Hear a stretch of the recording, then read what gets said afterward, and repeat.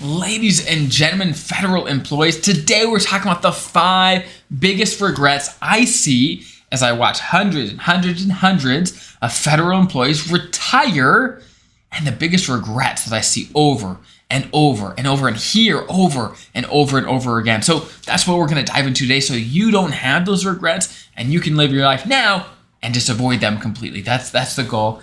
If you're new here, welcome. Great to have you. My name is Dallin Haas. I'm a financial planner who serves federal employees and helps you retire comfortable and confident. That's my goal with every single thing I produce when it comes to this video or anything else. So just so you know, this video is actually on very similar content I produced, I think, years ago on a previous video, but I wanted to get it a fresh video out so you would have it as well. But here's the deal. Before I dive into the 5 regrets, again, I work with a lot of people one-on-one and certainly hear a lot of stories here on YouTube, on the podcast. I hear from a lot of my viewers and listeners, and I, of course, work with a lot of clients one-on-one as well.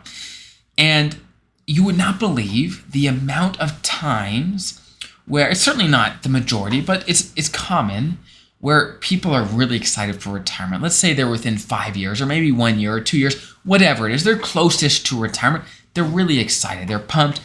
They're really ready to go. And then something changes.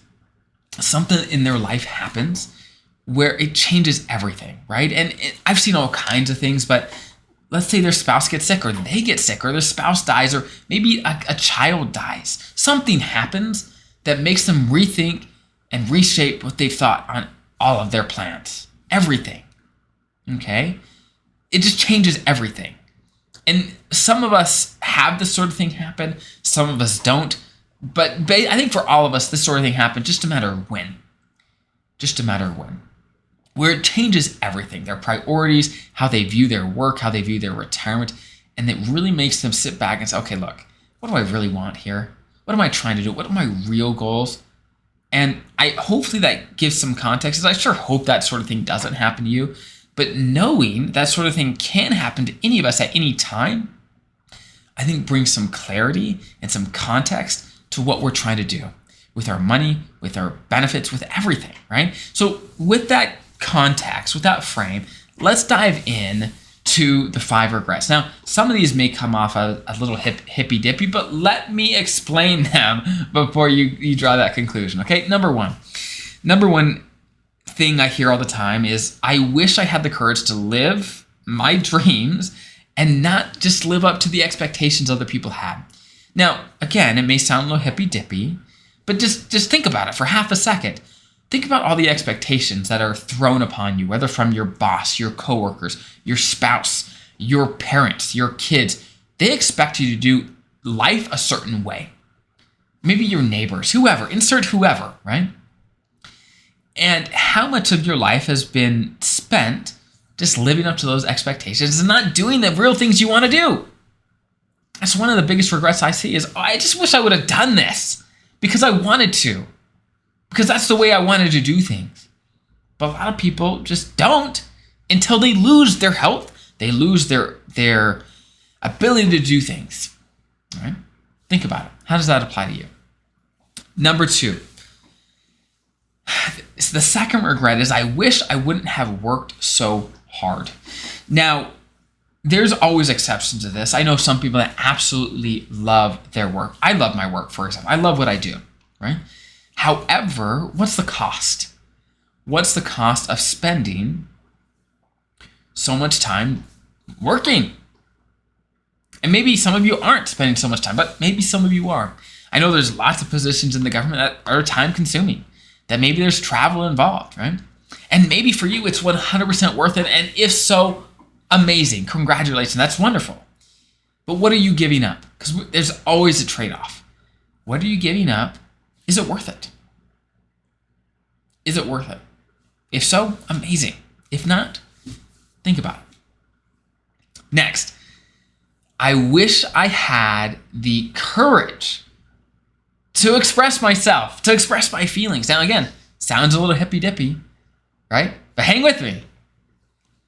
We all sometimes are afraid to talk to our spouse, our boss, or whatever, or maybe ourselves about what we really want, what we care about, how we actually want to spend our time, what we actually feel and think, right?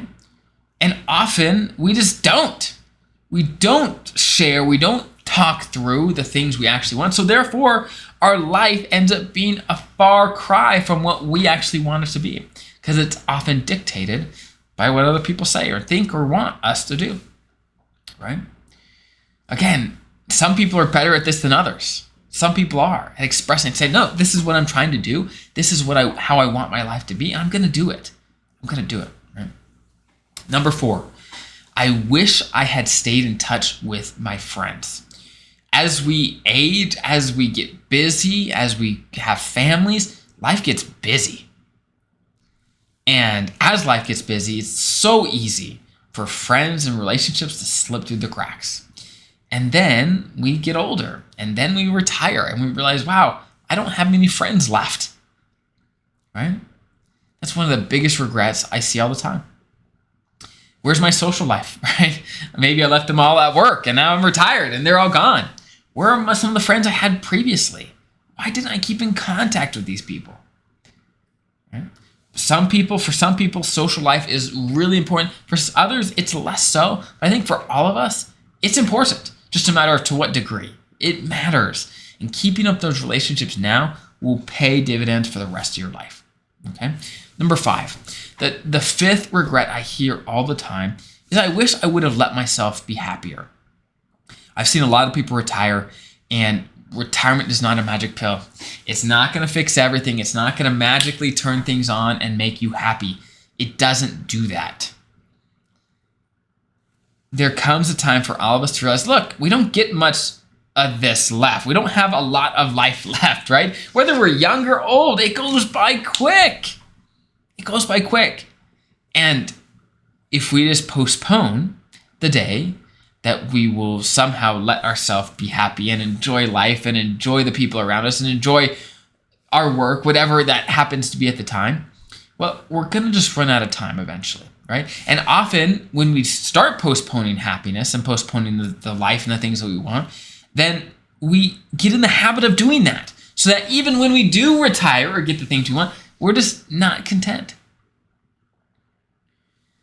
The habit of being happy, of just enjoying where you're at now is so incredible. No matter where you go, you can't escape your attitude and how you approach things. And your happiness often follows you wherever you're at, whatever you're doing, right? So I know these 5 regrets today, they're not financial, and I normally talk about financial things, but finances are not the only things that are important. They're a big puzzle piece in this big jigsaw puzzle of life, but they're certainly not everything. And I see a lot of people with a lot of regrets. So hopefully that's helpful. Hopefully, I know all of these won't apply to you, but maybe 1 or 2 does. Hopefully it's helpful. Hopefully it gives you something to think about and to ponder, and we'll go from there. So I hope that's helpful. If there's any other regrets you've had or you've seen people have, put in the comments below, and we'll all learn and get better together. So I hope that's helpful. Have an incredible rest of your day. I'll see you guys next time.